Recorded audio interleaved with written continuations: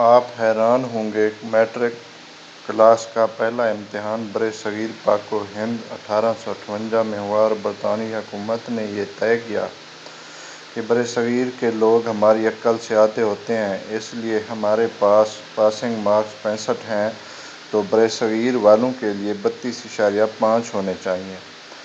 2 سال بعد 1860 میں اساتذہ کی آسانی کے لیے پاسنگ مارکس 33 کر دیے گئے اور تاحال ابھی تک انہی 33 نمبروں سے ہم اپنے بچوں کی ذہانت کو تلاش کرنے میں مصروف ہیں۔ جاپان کی مثال لے لیں، تیسری جماعت تک بچوں کو ایک ہی مضمون سکھایا جاتا ہے اور وہ اخلاقیات اور آداب ہیں۔ حضرت علی نے فرمایا، جس میں ادب نہیں اس میں دین نہیں۔ مجھے نہیں معلوم کہ جاپان والے حضرت علی کو کیسے جانتے ہیں اور ہمیں ابھی تک ان کی یہ بات معلوم کیوں نہ ہو سکی۔ بہرحال اس پر عمل کی ذمہ داری فی الحال جاپان والوں نے لی ہوئی ہے۔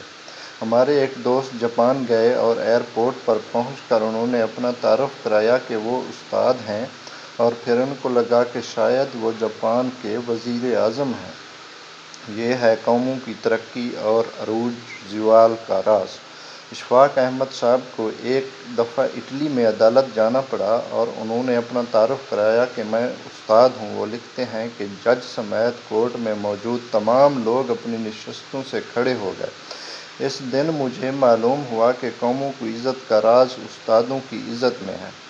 آپ یقین کریں، استادوں کو عزت وہی قوم دیتی ہے جو تعلیم کو عزت دیتی ہے اور اپنے آنے والی نسلوں سے پیار کرتی ہے۔ جاپان میں معاشرتی علوم پڑھائی نہیں جاتی کیونکہ یہ سکھانے کی چیز ہے اور وہ اپنی نسلوں کو بہت خوبصورتی کے ساتھ معاشرت سکھا رہے ہیں۔ جاپان کے اسکولوں میں صفائی ستھرائی کے لیے بچے اور اساتذہ خود ہی اہتمام کرتے ہیں۔ صبح 8 بجے اسکول آنے کے بعد سے 10 بجے تک پورا اسکول بچوں اور اساتذہ سمیت صفائی میں مشغول رہتا ہے۔ دوسری طرف آپ ہمارا تعلیمی نظام ملاحظہ فرمائیں جو صرف نقل اور چھپائی پر مشتمل ہے۔ ہمارے بچے پبلشر بن چکے ہیں۔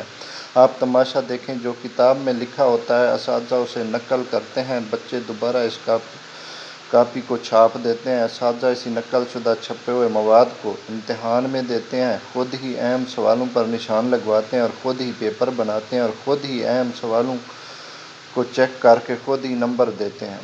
بچے کے پاس یا فیل ہونے کا فیصلہ بھی خود ہی صادر کر دیتے ہیں اور ماں باپ اس نتیجے پر تالیاں بجا بجا کر بچوں کے ذہین اور قابل ہونے کے گن گاتے رہتے ہیں۔ جن کے بچے فیل ہو جاتے ہیں وہ اس پر افسوس کرتے ہیں اور اپنے بچے کو کوڑ مغز اور کند ذہن کا طعنہ دیتے ہیں۔ آپ ایمانداری سے بتائیں، اس سے ہم نے بچے کو کیا سکھایا سوائے نقل کرنے کے اور چھاپنے کے؟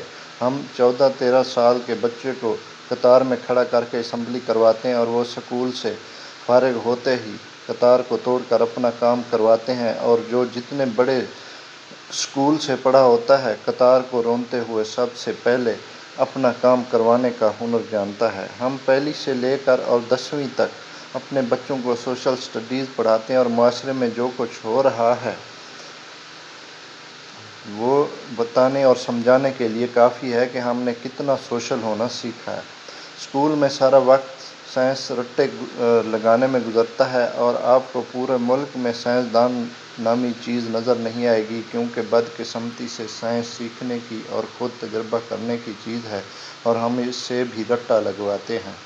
ہمارا خیال ہے کہ اسکول کے پرنسپل صاحبان اور ذمہ دار اساتذہ کرام سر جوڑ کر بیٹھیں، اس گلے سڑے اور بوسیدہ نظام تعلیم کو اٹھا کر پھینکیں، بچوں کو طوطا بنانے کی بجائے قابل بنانے کے بارے میں سوچیں۔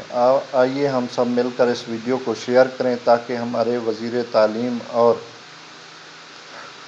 ان مقتدر حلقوں تک یہ بات پہنچ جائے اور ہمارے نظام کو ٹھیک کرنے کے لیے شاید کسی کو عقل آ جائے۔